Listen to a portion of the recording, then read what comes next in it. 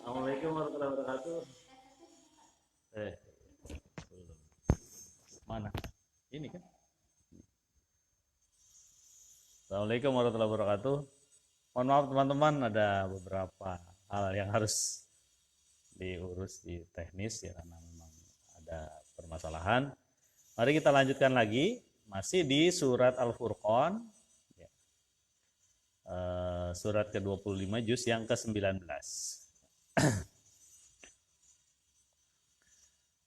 Kemarin 2 hari yang lalu ya kita sampaikan di ayat yang ke-74. Bismillahirrahmanirrahim. Walladzina yaquluna rabbana hab lana min azwajina wa dzurriyyatina qurrata a'yun waj'alna lil muttaqina imama. Ini hamba-hamba Ar-Rahman seperti ciri-ciri yang kita sudah sampaikan ya. Itu mempunyai keluarga dan menginginkan keluarga yang punya satu arah, arahnya sama yang menuju ridha Allah Subhanahu wa taala. Yang pertama adalah dia berdoa untuk apa? Untuk dikaruniai pasangan yang menjadi qurrata ayun, penyejuk mata, penentram jiwa. Nah, dan tidak cuma itu. Nah, kemarin sudah tuh tentang pasangan istri ya. Kemudian ada wazurriyatina dan ada anak-anak keturunan. Hamba Ar-Rahman menyukai banyak apa? Banyak orang yang menjadi hamba Ar-Rahman. Jadi ajaklah semua orang masuk surga. Ya. Yang paling dekat yang ditanggung jawabi oleh dia kullukum mas'ulun wa kullukum mas'ulun wa kullukum mas'ulun ar-ra'iyati. Setiap kita adalah pemimpin dan kita akan ditanya tentang kepemimpinannya, dan seorang laki-laki yang ditanya adalah anak dan istrinya. Itulah keluarga yang ku anfusakum wa ahlikum naro. Dan yang namanya anak itu harus kita bina. Di sini kita ada di TK Al Kausar 2 ya. Ada kepala sekolahnya juga di belakang. Kepala sekolah. Ini Bu Indira. Oh, minum dulu. Dapat minuman, alhamdulillah. Kalau di sini jadi kesannya pakai tangan kiri ya. Iya, karena ininya nggak apa. Nah, ada anak-anak dan anak-anak itu adalah yang dikhawatirkan banyak nabi. Nabi itu banyak mengkhawatirkan anak-anak, terutama anak-anaknya. Ada Nabi Nuh, satu orang anak yang lewat lah. Dengan sombongnya dia mengatakan apa? Itu ada jibal tuh, ada gunung. Saya mau ke situ. Ya habis lah. Agrokna, ditenggelamkan. Ya. Kemudian ada juga istri yang tidak sejalan dengan suaminya, istrinya Nabi Lut. Ya. Dia malah mungkin dia tidak ngikut urusan LGBT-nya ya. Kan LGBT itu Nabi Lut. Kaumnya Nabi Lut, kaum Sodom. Tetapi dia menyetujuinya, jadi musnahkan juga. Ya. Sampai Nabi Muhammad SAW pun tidak sanggup juga untuk memberikan hidayah kepada orang yang dia cintai. Gak bisa. Allah yahdi mayyasha. Dia akan memberikan hidayah pada orang yang dia kendaki. Kita mau usaha aja. Jangan pernah berpikir orang yang bromocora, membunuh banyak orang, mungkin dia berzina, mencuri dan sebagainya, dia bisa lebih baik dari kita kalau dia mau bertobat. Kemarin sudah kita sampaikan tobat ada syaratnya apa? Harus ada amal soleh. Makanya di cerita tentang seseorang yang di zaman Bani Israel, dia diberi keampunan sama Allah Subhanahu wa taala. Kita lanjutkan lagi, ada zurriyatina, ada anak-anak. Makanya penting untuk menjaga anak-anak kita. Ya.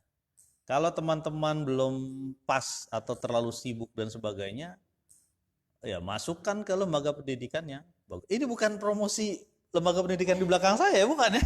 Tapi nggak apa-apa lah. Mudah-mudahan lah. Ini ada TK Al Kausar 2 di Cikarang, ini adalah Tadi desanya apa, Kak? Sukaragam, daerah Sukaragam. Kecamatan Serang Baru, Kabupaten Bekasi, Jawa Barat, Indonesia. Ini juga ada kegiatan-kegiatan yang mudah-mudahan lah sama-sama semangat kita melakukan pendidikan kepada siapapun, termasuk kepada anak-anak. Karena inilah yang dikhawatirkan oleh Nabi Zakaria. Nabi Zakaria bilangnya apa? Ya Allah, saya udah tua. Mana keturunan saya? Saya yakin kalau saya berdoa, Engkau tidak akan mengecewakanku, kata Nabi Zakaria. Iya, dikasih siapa? Dikasih Yahya ya. Nabi. Mantap tuh, ada cemilannya di dia ya. Saya insya Allah. Kita lanjutkan lagi. Kemudian waja'alna lil muttaqina imama, jadikanlah kami bagi orang-orang yang bertakwa imama, pemimpin, keteladanan, maksudnya gitu. Sesama, bukan berarti ini egois ya, pengen jadi pemimpin, bukan. Sama-sama berjalan menuju Allah. Dan berjalan menuju Allah itu fastabiqul khairat. Jadi berlomba-lomba. Hah? Kenapa? Oh, kenapa tuh? Ambil motor dulu. Bisa pakai gigi.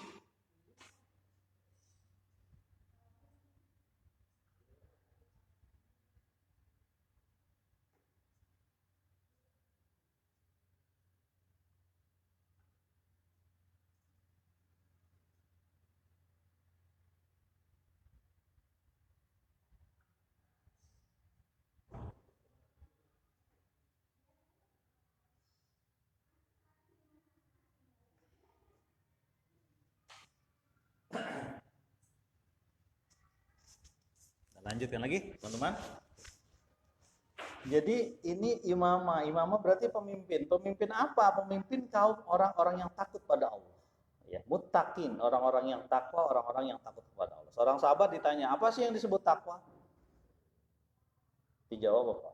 Teman pernah gak datang ke satu tempat yang di depannya itu banyak duri? Banyak duri, ya mungkin ada beling di situ dan sebagainya. Apa yang teman lakukan? Yang dilakukan teman adalah dia berusaha berhati-hati melalui jalan itu. Itulah takwa. Kenapa ini kehati-hatian terhadap ada yang mau melengsarkan dia dari jalan Allah. Ada yang menarik dia, ada dorongan nafsu di situ, ada banyak dorongan. Itulah takwa. Jadi ini mah streaming mah bisa, alhamdulillah. Ini masalahnya yang di sini. Nggak kelihatan dari sini, nggak kelihatan. Jadi itu rasa hati-hati. Dan hamba-hamba Ar-Rahman ini berusaha menjadi orang yang teladan dalam itu. Makanya disebut di sini imamah. Imam, pemimpin. Muttaqina imam. Itulah yang dilakukan oleh para sahabat Nabi dan orang-orang yang tidak pernah mengenal Nabi. Tapi dia meyakini bahwa dalam dirinya adalah ada rasa keyakinan kepada Allah dan Rasulnya sebagai hamba Ar-Rahman. Ini masalah ini. Masalahnya apa? Kadang-kadang kita mengaku sebagai hamba Allah, sebagai hamba Ar-Rahman, tapi ciri-ciri hamba ini nggak ada di situ. Ya. Yakinnya dia bukan hamba, tapi penguasa. Gitu. Ya. Karena kekayaan, penguasa. Ya. Karena mungkin ilmu, ya, rasa sombongnya tinggi, Haman misalnya, salah satu temannya Fir'aun. Begitupun karena kekayaan menguasai sungai Nil, ya itu kan Fir'aun menguasai sungai Nil. Ada juga kaum Samud, ada juga kaum Ad, ya. Kemudian kaumnya Nabi Soleh. Kadangkala kemampuan ilmu dengan kekayaan itu menghancurkan kepribadian sebagai hamba. Mari kita lanjutkan lagi. Ayat selanjutnya di ayat yang ke-70, 75. Surat Al-Furqan. Ulaika yujzaunal ghurfata bima sabaru wa yulaqauna fiha tahiyatan wa salama. Mereka itulah yang diberi ganjaran berupa ghurfah. Ghurfah itu diartikan tempat mulia, tempat yang tinggi, tempat yang sangat dihormati dalam satu rumah. Ghurfah. Ghurfatan bima sabaru, atas kesabaran mereka. Karena watawassaw bil haq watawassaw bis sabr. Kesabaran. Wa yulaqawna fiha tahiyatan wa salama, dan ketika sampai masuk ke dalamnya ya mereka diberi penghormatan dan salam. Ya, atau selamat datang, keselamatan. Penghormatan, tahiyat dan salam. Nah, ini adalah janji Allah bagi hamba-hamba Ar-Rahman. Hamba-hamba Ar-Rahman yang punya ciri-ciri panjang ya. Kemarin kalau kita ulas lagi nanti di akhir ya, insyaallah. Mereka dapat ghurfah, dapat satu ruangan atau mungkin dapat satu tempat yang tinggi. Ya, artinya sendiri kamar kalau ghurfah. Tapi biasanya di ini ghurfah itu menunjukkan kamar atau ruangan yang mulia yang dihormati, seperti menghormati tamu. Man kana yu'minu billahi wal yaumil akhir ya, fal yukrim dhaifahu, maka muliakanlah tamumu, kata Nabi. Artinya memuliakan tamu semuanya, termasuk kalau bisa memberikan makanan, kalau bisa memberikan tempat tidur yang bagus ya. Kemarin kita sudah sempat kita berikan kisah yang mengenai seorang sahabat Nabi yang makan digelapin ininya, lampunya digelapin, makan, pura-pura makan gitu untuk menghormati tamunya. Kata Nabi, Allah senang dengan perilaku Anda. Begitu menghormati, memuliakan tamu. Itulah ghurfah. Ghurfah itu kamar atau tempat yang tinggi di surga ya. Tapi masalahnya ini spesial. Surga itu nggak bisa dapat dengan santai-santai saja ya. Dia ada sobaru di situ. Kok udah pulang? Nih. Oh sekarang pakai gituan ya? Pakai ini ya, face shield ya? Itu Bu Guru Hilmi ya,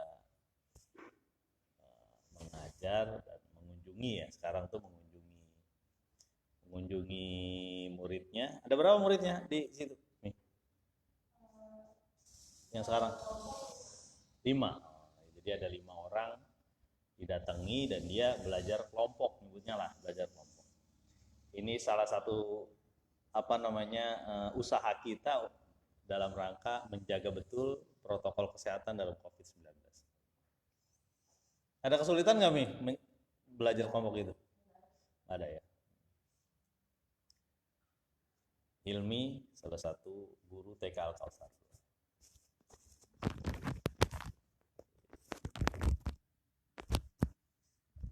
Kita lanjut lagi. Ulaika yujzaunal ghurfata bima sabaru wa yulaqauna fiha tahiyatan wa salama. Ada bentuk kesabaran ketika menerapkan sifat-sifat Ar-Rahman, sifat-sifat ibadur Rahman. Ada kesabaran. Coba kita cek sekilas ya tentang ibadur Rahman. Dari awal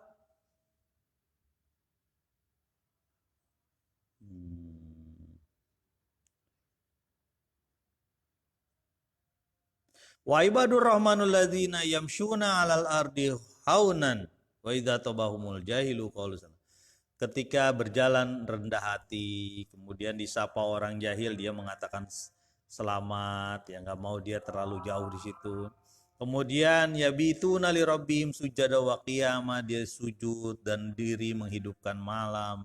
Walladzina yaquluna rabbana srif anna adzab jahannam, meminta supaya dia keluar dari azab jahannam, tidak masuk ke dalam azab jahannam. Kemudian yang membelanjakan hartanya itu antara boros dengan pelit ya. Lam yusrifu wa lam yaqturu wa kana baina dzalika qawama.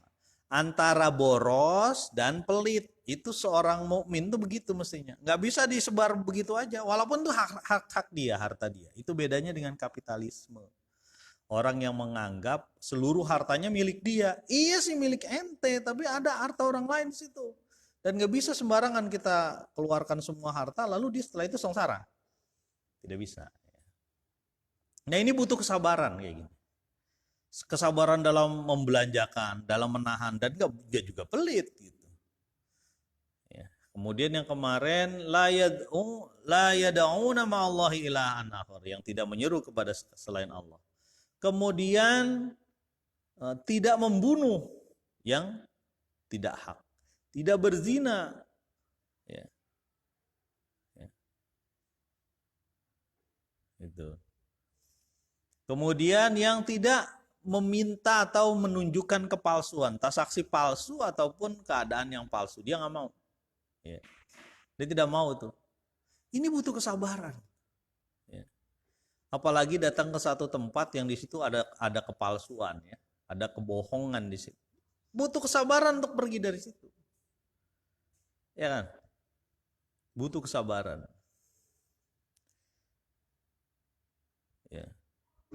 Marru billagwi marru kiroma. Ketika dia ada sesuatu yang sia-sia, dia memuliakan dirinya, nggak mau. Hal yang sia-sia dia tidak mau. Sia-sia bagi dunianya, sia-sia bagi akhiratnya, dia nggak mau. Ya. Makanya Nabi sangat melarang orang duduk-duduk di tengah jalan. Nggak boleh duduk di tengah jalan, bisa tabrak. Maksudnya di pinggir jalan. Sahabatnya nanya, bilang, wahai Nabi, itu kegiatan kita kadang-kadang duduk di tengah jalan. Di situ kita bisa ngobrol, bisa ini.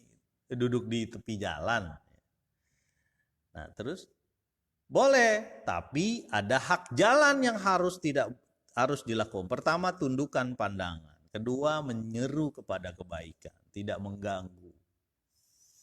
Ya, menundukkan pandangan, menjaga pandangan. Yang kedua, menyeru kebaikan, mencegah kemungkaran di situ. Iya.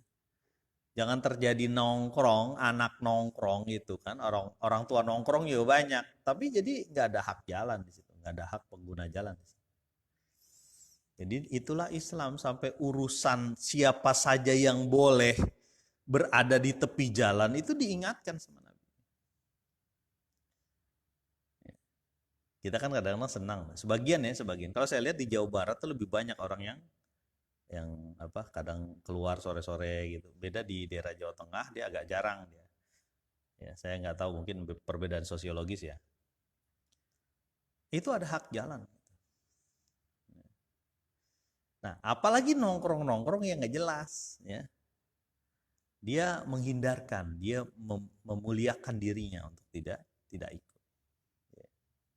Ini kalau teman-teman para pelajar ya, sebelum Covid ya, para pelajar ingat dengan hamba-hamba Ar-Rahman, itu tidak terjadi itu. Ya, tawuran sebagainya. Gak cuma pelajar ya, kadang-kadang orang-orang dewasa juga kan tawuran antar wilayah, antar suku, antar pemain bola malah tawurannya. Contoh, jangankan antar pemain bola, pendukungnya malah sampai kayak ilah dia, jadi kayak Tuhan gitu. Nah ini yang berbahaya nih. Kadang-kadang saya sampaikan sama, boleh, tidak ada yang melarang bermain bola atau melihat bola, tapi jangan jadikan itu jadi sembahan baru. Oh sebentar, ada Yayang nelpon. Halo, Assalamualaikum. Halo.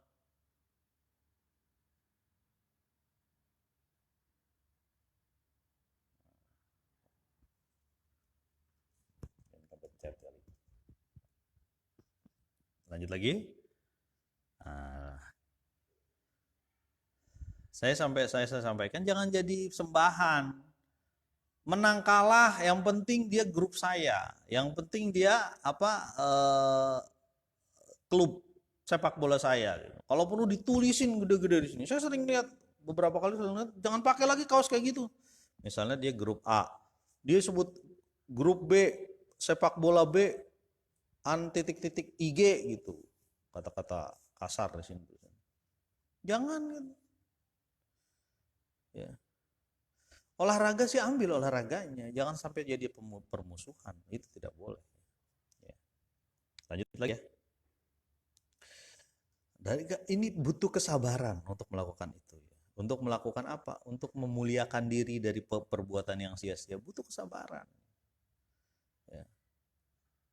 Salah satu sahabat Nabi pernah bergumam begini. Saya kadang-kadang juga ikut juga tuh, salah juga sih sebenarnya. Bergumam begini, gumam.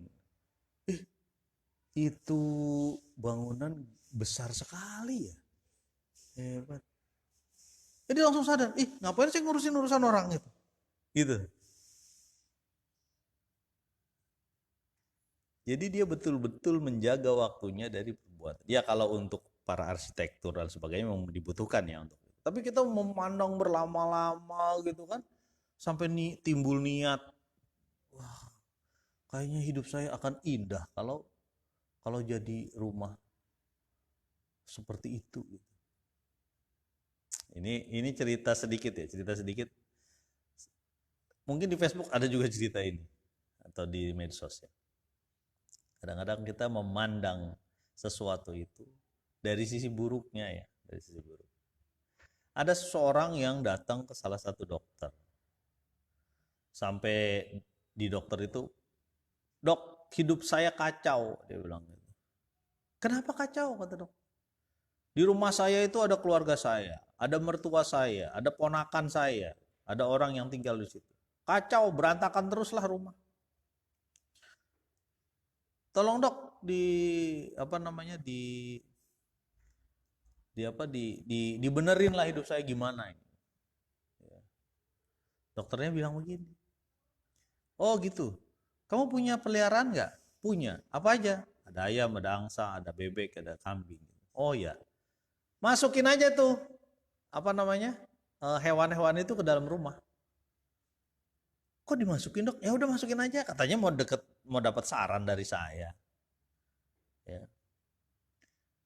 Betul, orang itu memasukkan hewan-hewannya ke dalam rumah. Ada kambing, ada ayam, ada bebek, masuk ke dalam rumah bersama dengan dia dan beberapa tetangga lagi. Anggota-anggota lainnya di situ, ada mertuanya, ada ponakan di situ, masuk semua dengan ayam dan bebeknya. Kemudian seminggu setelah itu datang lagi, mukanya tambah lecek, udah aut-autan tambah lecek. Dokter ini gimana sih? Saya jadi tambah hancur hidup saya ini dengan kondisi begini. Ada hewan di dalam rumah saya. Betapa hancur, rusak gitu. "Oh gitu ya," kata dokternya gitu. Ini bahasa saya. Oke, kalau begitu, seluruh hewan itu keluarin semua. Hewan ya, hewan. Hewan keluarin semua. Ada ayam, ada macam-macam keluarin. Lalu seminggu lagi baru datang saya. Apa yang dilakukan orang itu? Iya betul, dikeluarin tuh ayam dan sebagainya, dikeluarin. Seminggu setelah itu datang ke dokter itu, wih mukanya sudah cemerlang, cerah gitu kan. Tegak ininya cerah gitu.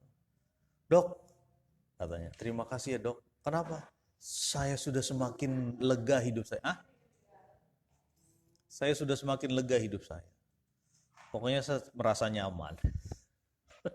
Padahal kalau kita lihat, itu adalah rumah dia yang kemarin. Gitu. Kadang-kadang begitu loh, rumput tetangga emang lebih hijau kata orang-orang. Tetangga masalahnya nggak punya rumput. Dia gelar karpet aja hijau terus jadinya, nggak pernah kuning. Kita lanjutkan lagi. Ya, tadi kembali perlu kesabaran, sobaru. Wa yulaqawna fiha tahiyatan wa salama. Ya, ketika sampai di sana dia diberi kemuliaan, dia diberi kehormatan, dia diberi keselamatan, selamat datang. Indah sekali ya itu. Mudah-mudahanlah kita betul-betul menjadi hamba ar-Rahman ya, ibadur Rahman. Jamaah Kampung Takwa Asten rahimakumullah, agak jauh sedikit nih dari Asten, puluhan kilo ini. Ya. Dan teman-teman yang mendengarkan siaran inilah dimanapun anda berada ya. Ayat selanjutnya ayat ke-76.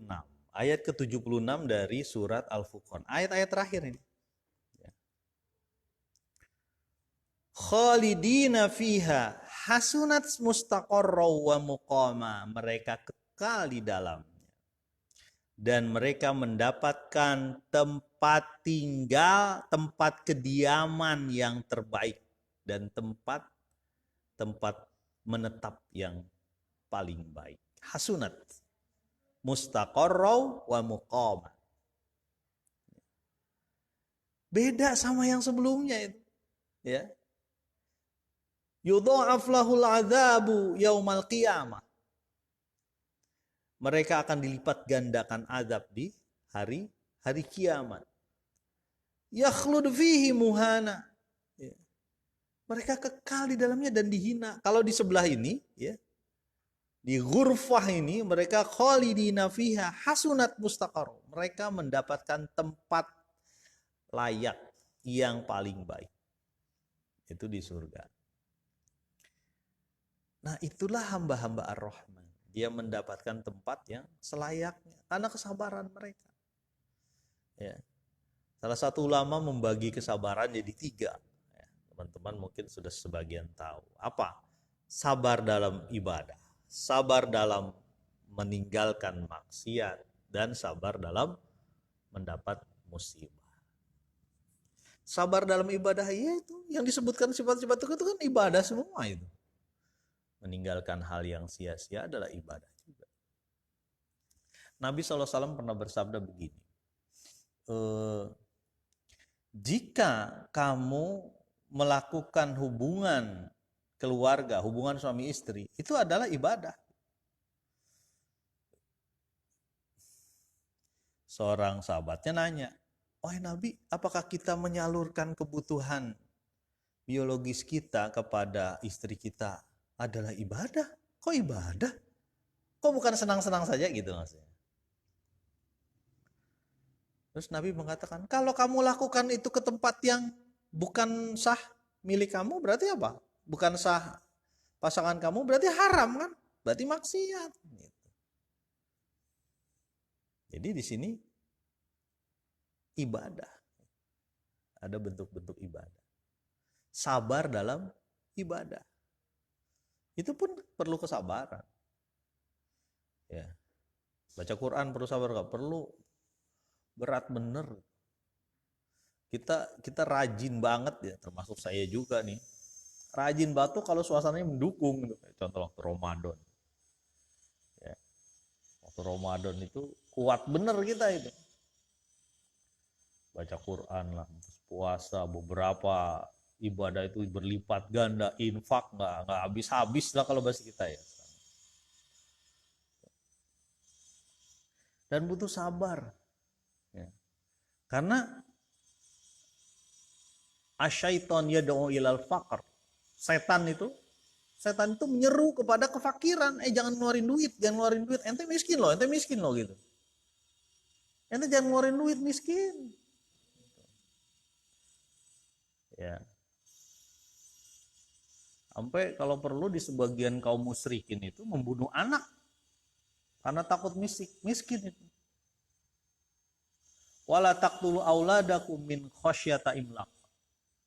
Janganlah kamu membunuh anak-anak kamu karena takut miskin. Nahnu narzuqu. Kami yang akan memberi rizki kepada kamu dan kepada anak-anak. Karena kemiskinan itu jadi sarana bagi syaitan untuk panah-panah kepada manusia. Ya. Takut miskin. Ya. Padahal miskin itu adalah di salah satu hadis Nabi, orang-orang miskin itu yang paling banyak di surga itu. Tetapi jangan lupa orang-orang kaya juga banyak di surga. Apa yang membuat dia banyak? Amalnya. Makanya orang-orang miskin sekeliling Nabi itu pernah ngobrol ke Nabi. Wahai Nabi, bagaimana kami ini? Kami nggak bisa kayak orang-orang kaya.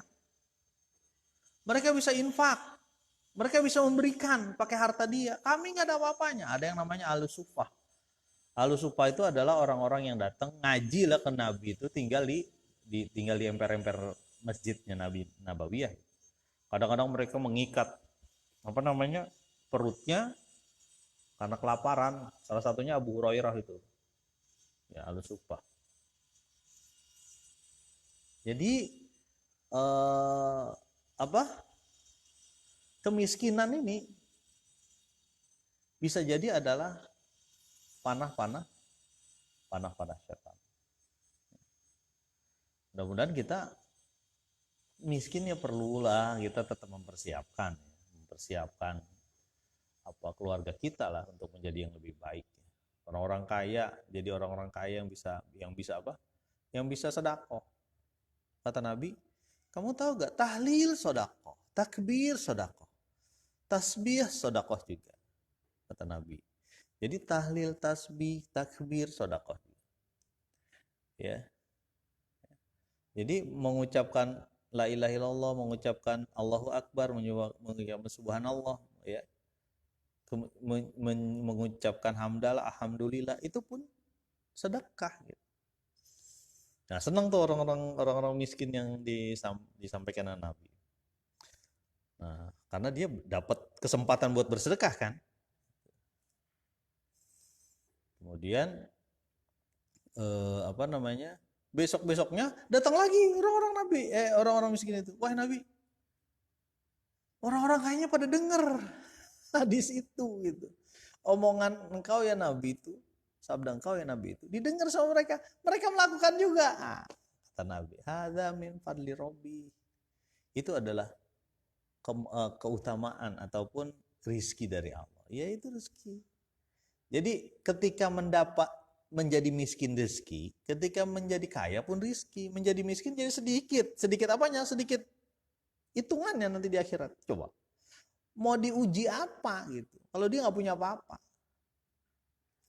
mau dihisap apa kalau dia nggak punya apa-apa? Kalau orang kaya dihisapnya panjang kan? Makanya Abdurrahman bin Auf termasuk yang dijamin masuk surga atau dikabarkan masuk surga oleh Nabi, tapi perlahan-lahan. Dia harus selesaikan akuntansi dia dulu itu. Ya, akuntansi orang kaya, ini dari mana harus disebutin. Ya. Oke, kita lanjutin lagi. Ya, khalidina fiha hasunat mustaqarra wa muqama. Mereka kekal di dalam.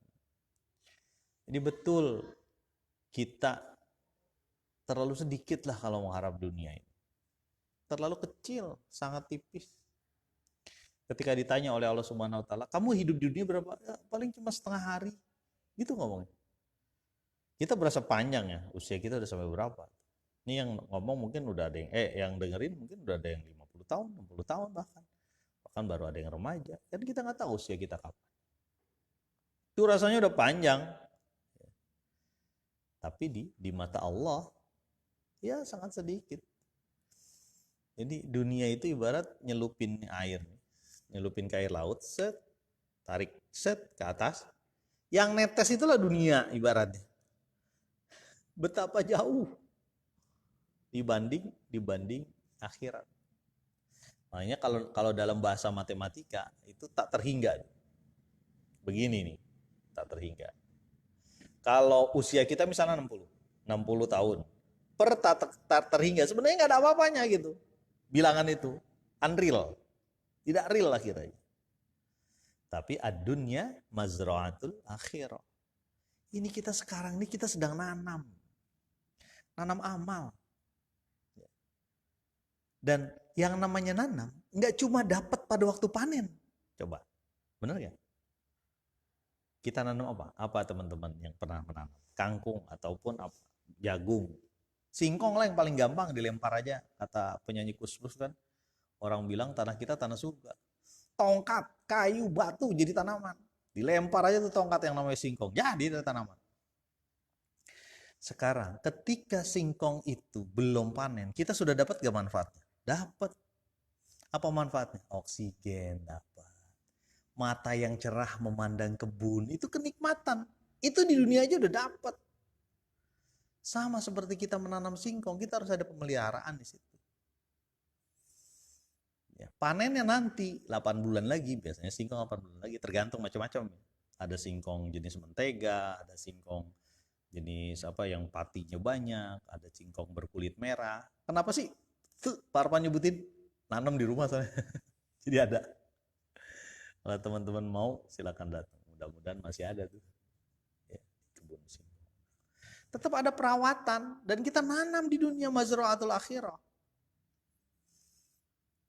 Nah, sekarang pertanyaannya, tanaman kita udah seperti apa? Coba kita cek lagi tanaman kita. Tanaman kita apa? Amal soleh, karena nggak ada nih. Illa man taba wa amana wa amila amalan solihan, faulaika yubaddilullahu sayyiatihim hasanat. Kalau dia taubat dan beramal soleh, dia akan digantikan tuh perilaku buruk-buruk kita. Innal hasanata yudhibna sayyiat. Sesungguhnya perbuatan baik akan menghilangkan perbuatan buruk. Makanya udah nggak usah pikirin perbuatan buruknya, baik aja terus. Jalan terus, bismillah karena Allah Subhanahu Wa Taala, jalan terus. Memang berat lah, semuanya pasti merasakan. Kita nih misalnya ada perasaan syahwat gak? Ada syahwat wanita, syahwat harta kan, syahwat terhadap kendaraan. Jangan salah, kendaraan itu bisa jadi syahwat loh. Ya, syahwat dengan anak, ya. Maksudnya syahwat itu artinya senang dengan anak yang berlebihan, itu juga bisa jadi syahwat. Ya. Tanam-tanaman itu juga syahwat. Ya. Dalam hadis Nabi malah Allah tidak menyukai kalau ada alat-alat pertanian di dalam rumah. Maksudnya apa? Maksudnya jangan sampai itu melalaikan kita. Tetap aja yang namanya pekerjaan dan sebagainya, jangan sampai melalaikan kita. Hamba Ar-Rahman. Hamba Ar-Rahman itu punya kewajiban, punya hak. Ya, punya hak dan kewajibannya disebutin di situ. Kemarin itu. Sampai dia punya larangan di situ, jangan membunuh, jangan berzina, jangan menyekutukan Allah. Jangan melakukan perbuatan yang sia-sia. Percuma. Ya, mudah-mudahan saja teman-teman sekalian, kita semua pelan-pelan, kita pasti punya dosa, pasti nggak ada yang nggak ada berdosa kecuali Nabi yang maksum. Ya. Kita pasti punya dosa. Ya udah jalan aja, jalan apa? Bukan jalan melakukan dosa, jalan untuk bertobat, beramal soleh, banyakin amal soleh. Nabi SAW bersabda begini, setiap orang harus sedekah, kata Nabi. Sekali lagi ya. Setiap orang al-muslim shadaqah, ya, harus bersedekah. Walam yajid, kalau dia nggak bisa gimana? Ya dia bekerja. Dari bekerja dia sedekahkan. Ya. Yang pertama tuh level tinggi tuh mungkin. Artinya nggak bekerja aja dia udah bisa sedekah. Kalau bahasa kita apa? Kebebasan keuangan ya, keuangan, freedom finansial. Itu udah level tinggi. Yang kedua, kalau tidak bisa, dia bekerja, lalu dia manfaatkan uangnya dan dia bersedekah. Nomor 2. Levelnya 2. Nah, kalau yang ketiga nih, ya. Yang ketiga, dia membantu orang lain. Lagi nih, dia membantu orang lain, ya, mengatasi kesulitan orang lain. Itu sedekah. Yang ketiga, sedekah itu jangan salah. Kalau tidak menemukannya atau nggak bisa, yang keempat apa? Jangan membuat orang lain menjadi sengsara atau menjadi rusak karena dia, atau menjaga diri. Jangan sampai melukai ataupun menjadi masalah pada orang lain. Jadi sedekah. Seorang mukmin itu ada 3. Yang pertama sedekah aja karena duitnya udah banyak. Yang kedua kalau nggak punya duit bekerja dia manfaatkan dan dia sedekah. Kalau nggak juga bisa membantu orang lain. Ya. Ana bi'auni abdi.